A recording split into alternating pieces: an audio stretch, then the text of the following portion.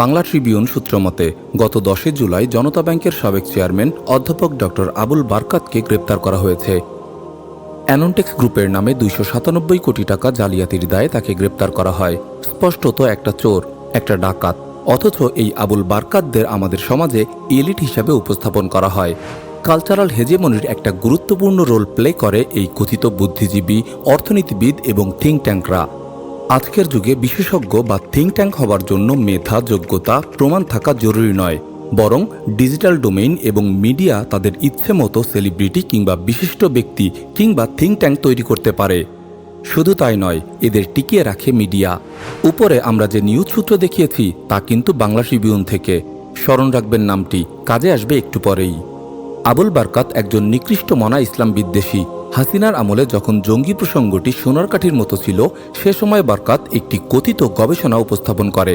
সেই গবেষণার সার কথা হচ্ছে: 1.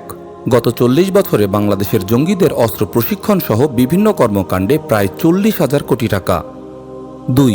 গত 40 বছরে মৌলবাদের অর্থনীতির বিভিন্ন খাতে নিট মুনাফা হয়েছে প্রায় 2 লাখ কোটি টাকা।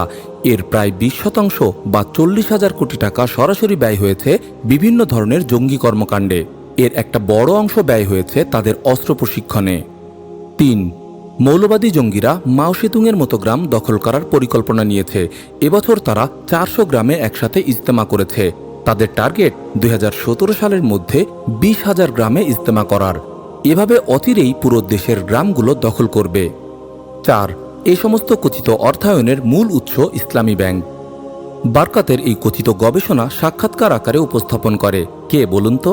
বাংলা ট্রিবিউন। যদিও বারকাতের এই গবেষণা কোনো নিশ্চিত তথ্য, গ্রাউন্ড সার্ভে কিংবা বিশেষজ্ঞ গবেষণার উপর ভিত্তি করে হয়নি। কেবলমাত্র বারকাতের এই কথিত গবেষণাকে প্রমোট করলে ইসলামকে কোণঠাসা করা যায় এবং একই সাথে তা দখলদার, লুটেরা, খুনি আওয়ামী রেজিমের নোংরা স্বার্থ উদ্ধার হয়। কেবলমাত্র এটুকুই যথেষ্ট ছিল ইসলামের শত্রু বাংলা ট্রিবিউনের জন্য। ইসলামের সাথে যে কোনো শত্রুতার ক্ষেত্রে এই বাংলা ট্রিবিউনকে আপনি সামনেই পাবেন। 4 মে 2016-তে বাংলা ট্রিবিউন এই সাক্ষাৎকার প্রকাশ করে, যার শিরোনাম দেয়া হয়েছিল জঙ্গিরা অচিরেই দেশের গ্রামগুলো দখল করবে। কেবলমাত্র এই শিরোনামকেই প্রফেশনাল জার্নালিজমের মানদণ্ডে বিচার করে ছুঁড়ে ফেলে দেয়া যায় এবং একই সাথে এটি হচ্ছে classical text book demonstration of how propaganda works. লক্ষ্য করুন, আজ 2025, অর্ধেক শেষ হয়ে গেলেও বাংলাদেশের গ্রামগুলো দখল হয়নি। বাংলা ট্রিবিউন এবং বারকাতের কথা সত্য প্রমাণিত হওয়া তো দূরের কথা, বরং আজ একের পর এক এই জঙ্গি নাটকের নির্মম নিষ্ঠুরতা প্রকাশ পাচ্ছে। 2017 পার হয়ে গেছে, কিন্তু অচিরেই দেশের গ্রামগুলো কেউ দখল করে নেয়নি। বাংলা ট্রিবিউনও কোনো শিরোনাম করতে পারেনি। তবে হ্যাঁ, সেই একই কুলাঙ্গার বাংলা ট্রিবিউন 2025-এ এসে শিরোনাম করেছে অধ্যাপক আবুল বারকাত গ্রেপ্তার 297 কোটি টাকা জালিয়াতির অপরাধে। আমরা কি বলতে চাচ্ছি? আমরা বলতে চাচ্ছি এটি হচ্ছে হেজেমনি। বলতে চাচ্ছি এটি শুধু হেজেমনি নয়, বরং এটি একটি ডেডলি কিলিং মেকানিজম। মেকানিজমের নিয়ন্ত্রকরা এই মেকানিজম দ্বারা আঘাত করে। তারা এর দ্বারা তাদের সমস্ত অপকর্ম, গুম, খুন, নির্যাতন, লোপাটের বৈধতা তৈরি করে। বারকাতের ওই প্রবন্ধের পরে আওয়ামী লুটেরা বাহিনী ইসলামী ব্যাংক দখল নেয়। এস আলম গ্রুপ লক্ষ লক্ষ কোটি টাকা লোপাট করে, হাজার হাজার কর্মী ছাঁটাই করে, অবৈধভাবে চাকরি থেকে বাদ দিয়ে দেয়। অথচ 2015 সালেই সেই সময়ের রাষ্ট্রের একজন মন্ত্রী আহমা মুস্তফা কামাল বারকাতের এই বক্তব্যের ব্যাপারে বলেছিল, আবুল বারকাতের বক্তব্য অসত্য ও উদ্দেশ্যমূলক। একই সঙ্গে তিনি আবুল বারকাতকে তার বক্তব্যের সপক্ষে প্রমাণ দেওয়ার আহ্বান জানিয়েছিলেন। লক্ষ্য করুন, এভাবেই তারা আমাদের পরিবারকে ধ্বংস করে দেয়, আমাদের সন্তানদের হত্যা করে, আমাদের বাবা, মা, ভাই, বোন, পরিবারের সদস্যদের ধরে নিয়ে গিয়ে গুম, খুন, নির্যাতন করে। আর বাস্তবে তাদের আসল চেহারা খুনি, ডাকাত, লুটেরা। বারকাতের স্বরূপ আজ প্রকাশিত হয়ে গেছে, কিন্তু এই কিলিং মেকানিজমের আরেক উইং মিডিয়া বাংলা ট্রিবিউন বহাল তবিয়াতেই আছে। তাদের এই হেজেমনি অপরিবর্তিত আছে। এক বারাকাত চলে গেছে, খুব শীঘ্রই তারা আরেক বারাকাত খুঁজে নেবে।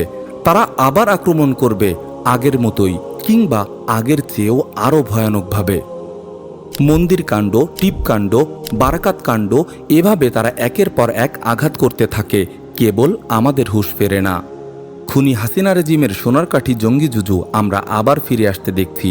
আমরা আর কতটুকু ক্ষতি হয়ে যাবার পরে সচেতন হতে সমর্থ হব, এই প্রশ্নটি কি জরুরি নয়? আমি আবারও বলছি, ঠিক কতটুকু ক্ষতি হয়ে যাবার পরে আমরা সচেতন হতে সমর্থ হব? এসব হেজেমনির বিরুদ্ধে আমরা কি করতে পারি? এটা নিশ্চিত যে এই প্রচলিত কাঠামো সিস্টেম তাদের কিছুই করবে না, কোনো জবাবদিহিতার আওতায় আনবে না। তবে সেটি আমাদের হাল ছেড়ে দেওয়ার কোনো অজুহাত হতে পারে না, অবশ্যই নয়। আজকের সময়ে মোবাইল ডিভাইস এবং ইন্টারনেট আছে এমন প্রত্যেকেই একজন সাংবাদিক, একজন কন্টেন্ট ক্রিয়েটর।